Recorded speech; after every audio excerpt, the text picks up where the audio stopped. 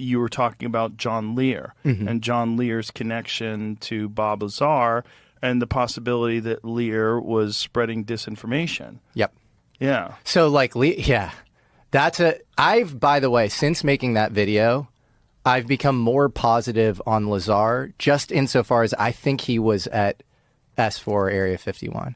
And there's going to be a great documentary coming out by my buddy Luigi on this called Project Gravatar. And I think there's going to be a lot of corroborating evidence that he was at least there, and a lot in his story checks. But I think you have to view, and I even say that in this video, that I think a lot of the story could be true.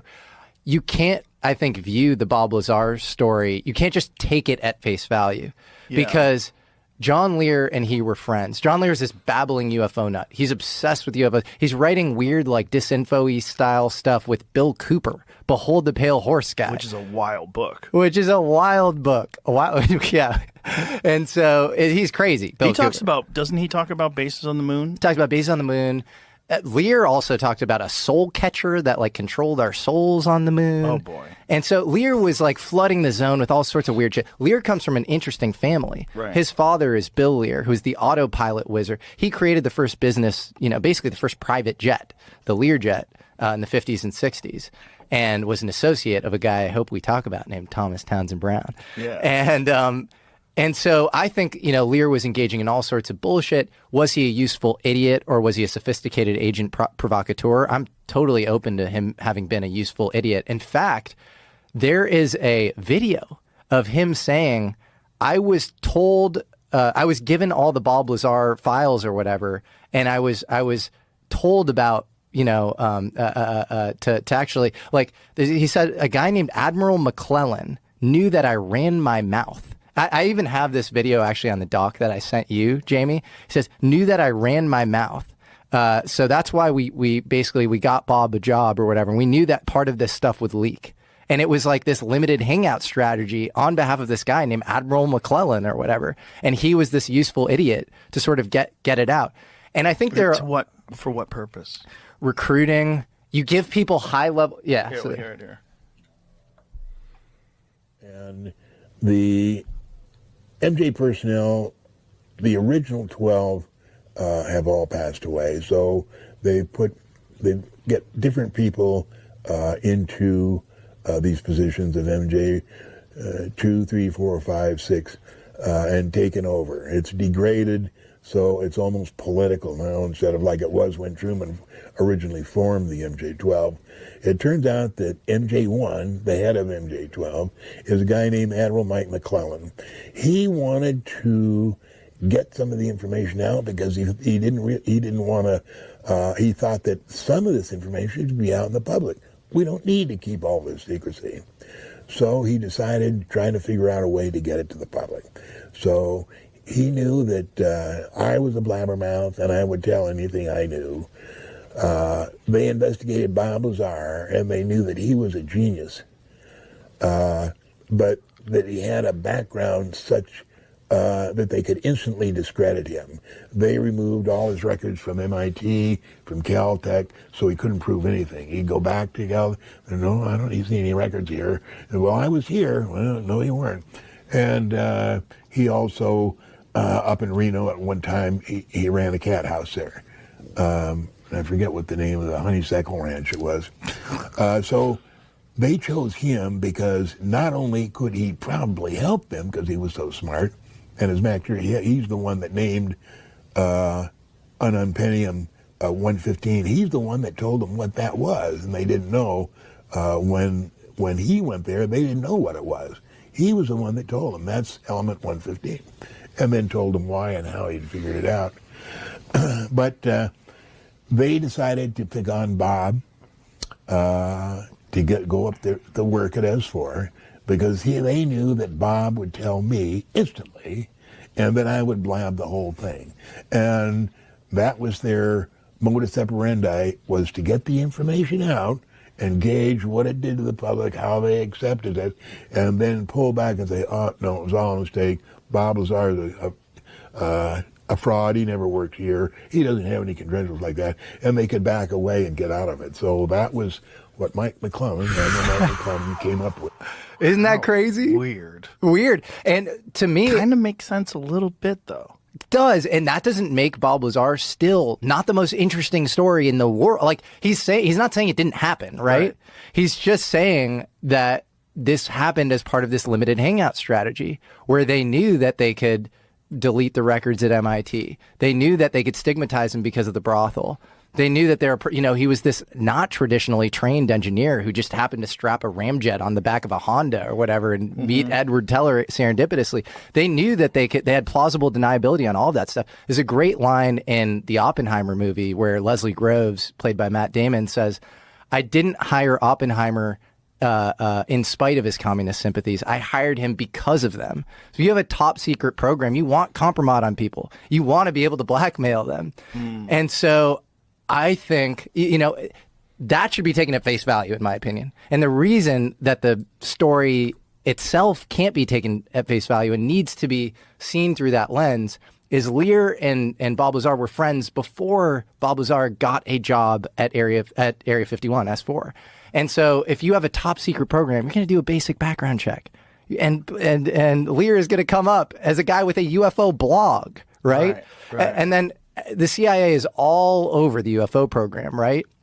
And he was flying CIA cargo jets. And he says that he disaffiliated in 83. That's bullshit. George Knapp and Jeremy Corbell have talked about how that's BS. And actually disaffiliated much later into the mid-80s or whatever. Why would you continue to pay a guy who is leaking your crown jewel secrets? When did things get weird? When did you realize?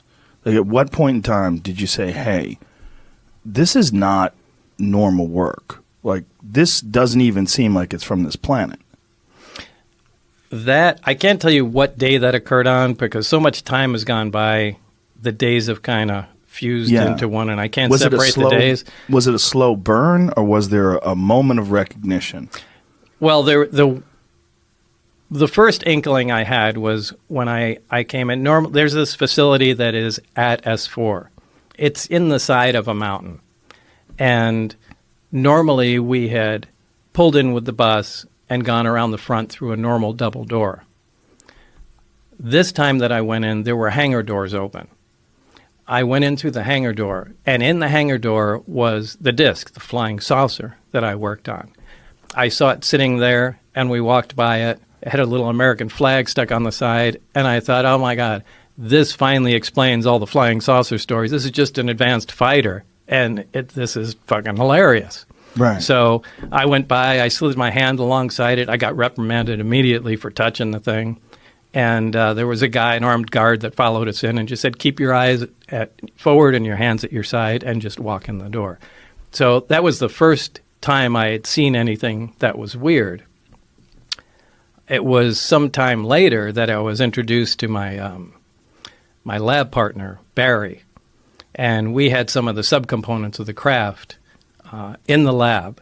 And Barry was very anxious to get a new lab partner. So he was very talkative and couldn't wait to show me different things. And it was in the demonstration of the reactor working where it caught my attention to where this is technology that doesn't even exist. So, I mean, that was the first time I knew that this is really something different. What was it? What was it? What was it about this reactor that made you think that it didn't exist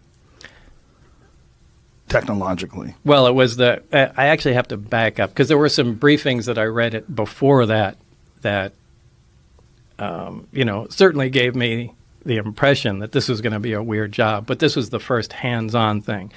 This was a small reactor about the size of a hemisphere, about the size of a basketball, on a metal plate, and when it was running, it produced a gravitational field of its own. Now, this is something that we can't do. We can't produce any gravity. The only way we get gravity is from large quantities of mass. But there's no machine we can have that turns on that makes gravity. Like, you can turn on an electromagnet and it makes a magnetic field. We can't make a gravitational field. Anyway, this device was producing that. And Barry said, almost like he was bragging, go ahead, try and touch the sphere. And I couldn't. It pushed my hands away, just like two like poles of a magnet. So that was so like when you take two magnets and you try to press them together and they push against each other. Yeah, that kind of cushion feeling, but you can't get them together. The closer you put them, the more they push. But and you felt that physically with your my hand. Yeah. Now there's nothing that does that, and that immediately caught my attention. Going, wow, this is something else. What was your thought? Like when you felt that and you knew that there was nothing that you were aware of that could produce then this? that connected me to the briefings that I read on the first day at S4 was that everything that I had read was apparently accurate. What were you reading? I read, it was kind of an overview. This project was to back engineer the alien craft, and specifically it was to try and back engineer and see if we can duplicate the technology with available materials. Now, to do this, they split the project into many different pieces for several reasons. They do this on all classified projects, so nobody has the complete story, but they compartmentalize everything. Now, we had the power and propulsion system. So what the briefings they gave me were like a 1 or 2 page overview of some of the other projects that were going on, on the craft.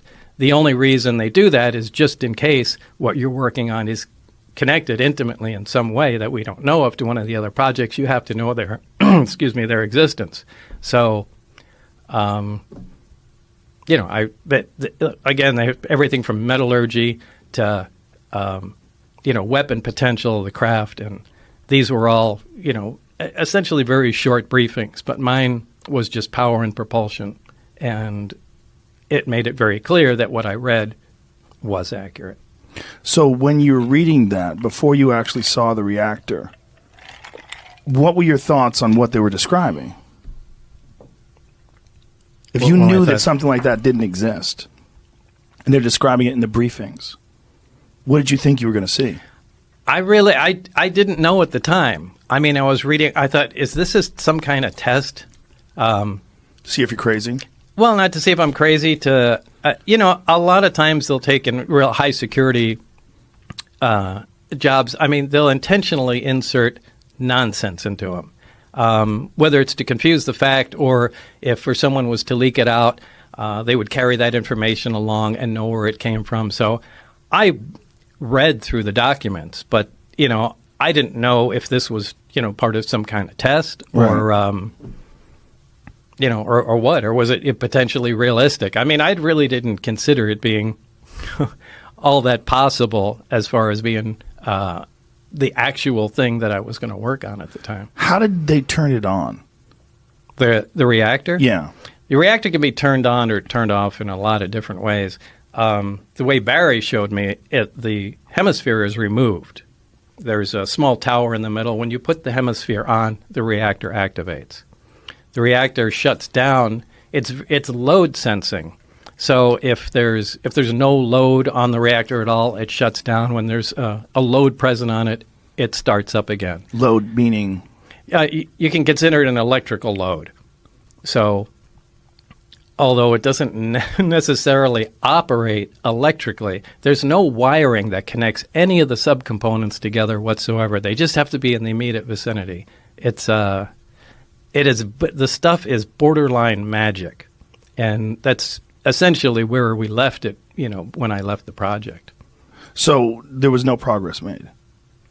There was some progress. I mean, we did identify, at least we think, some processes and had a rough idea, we think, of what was going on, but I think this is a problem that they've had for a long time.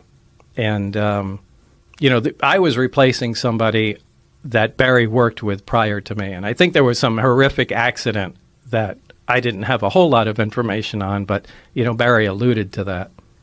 A horrific accident, like where someone died, or? Yeah, where somebody died.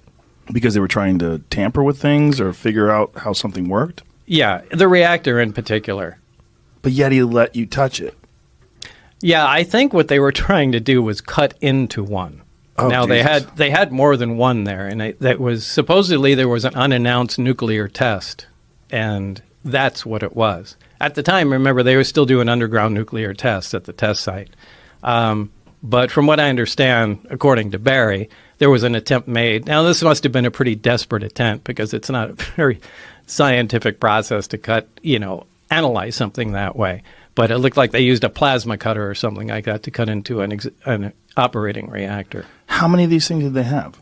They had nine craft altogether. I only got hands-on with one of them, so I can't really say how the others operated. Did you see the other ones? Yeah. At one time, and only one time, the bay doors between the hangars were all open, and I could see all the way through. And were they all exactly the same? No, they were all different. Different shapes? Yeah. But they were all from somewhere else? Yeah, absolutely.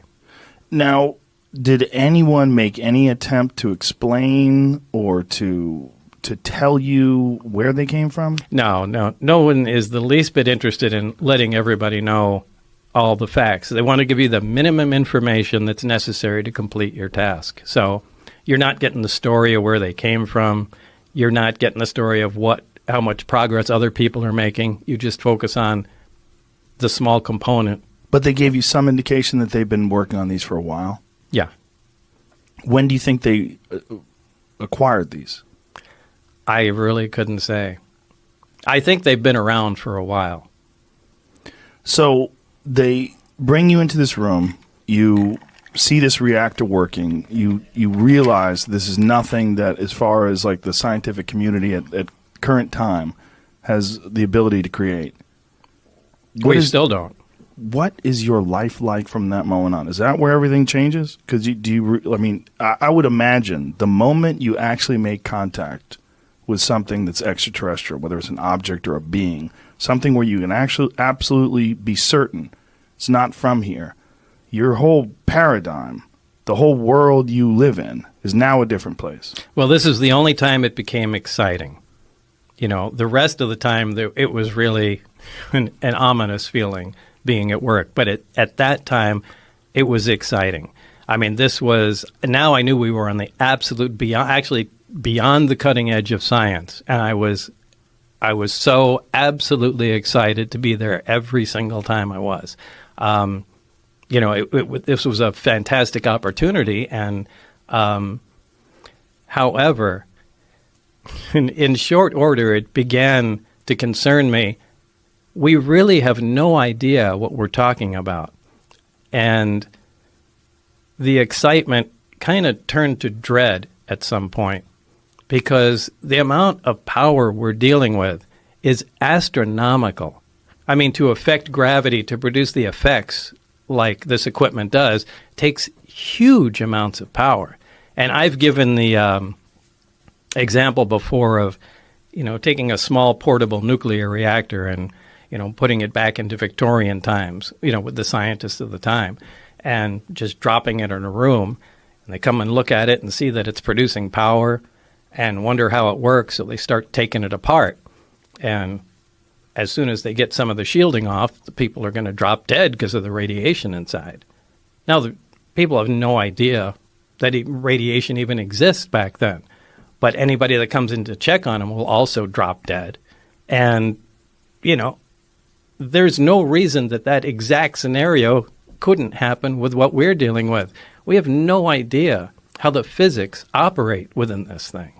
The power levels are, like I said, astronomical. Like, it's incredibly dangerous to tinker with something like that.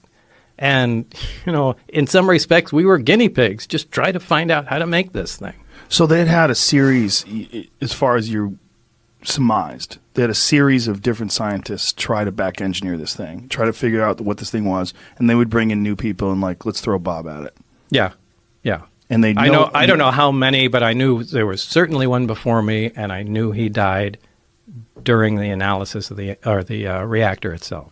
And you don't know how many have worked on it, and no one gave this any could have been indication. there for 50 years. It could have been there for 5 years. When they're giving I you really instructions, what are they saying? Like when they're giving you direction, they're showing you all this stuff. Like what are they saying? What are they asking of you? Well, essentially what they ask is what I said. We are just to gather as much information as possible, find out how it operates, and see if we can duplicate it. But they never told you where it was from. They never let you ask questions about where it's from. Well, if the information I read in the briefings was accurate. Now, what I do have to say is the information that pertained directly to the reactor was accurate. What I read did jive with reality. In terms of how? In terms of how it was made, what we saw, how it operated, the materials, how it, turned on, and what was discovered about it. I'm sorry, the migraine is really making it hard for me to think here. Sorry, no, we talked that before the podcast. You tell everybody Bob was getting a migraine. I know you're very stressed out by this, which is one of the reasons why I appreciate you doing this. Where was I already? We were talking about right, the way you explained it.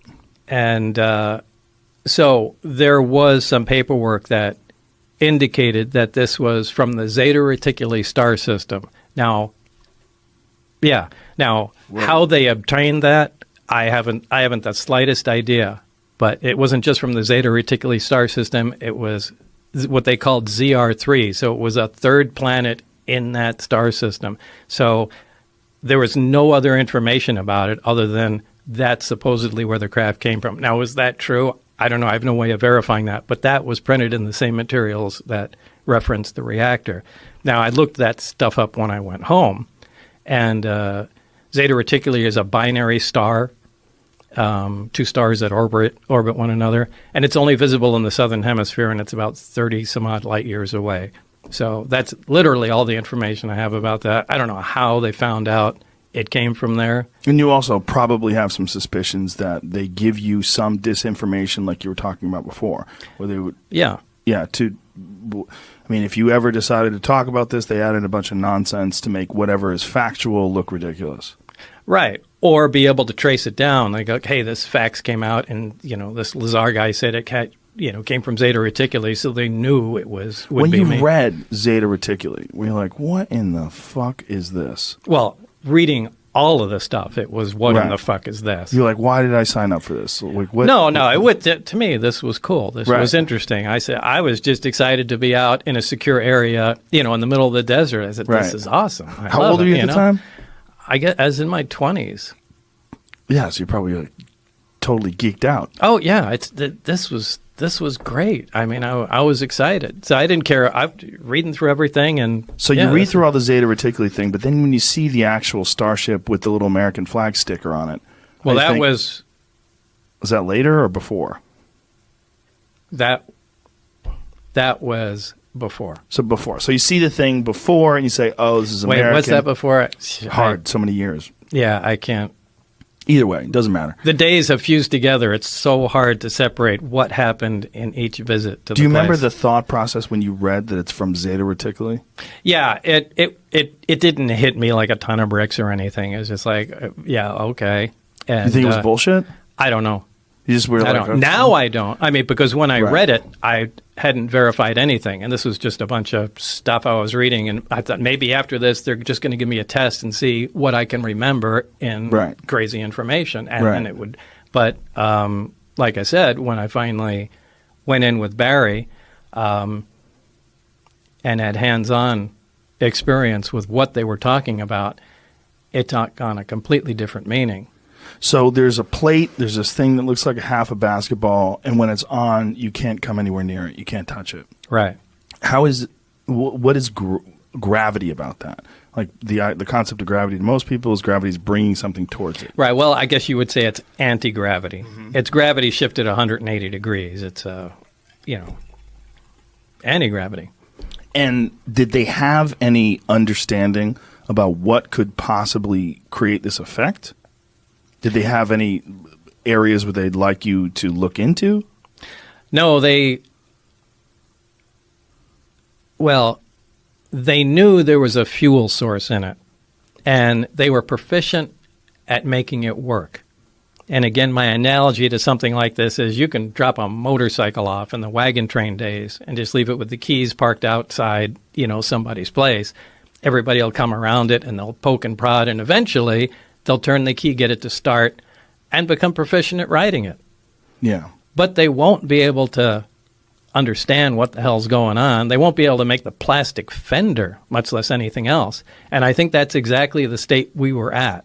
we played around with the parts long enough before I got there where they could make the reactor operate, take the fuel out, and know that it makes it work. How exactly what was going on in the reactor remained a mystery at the time.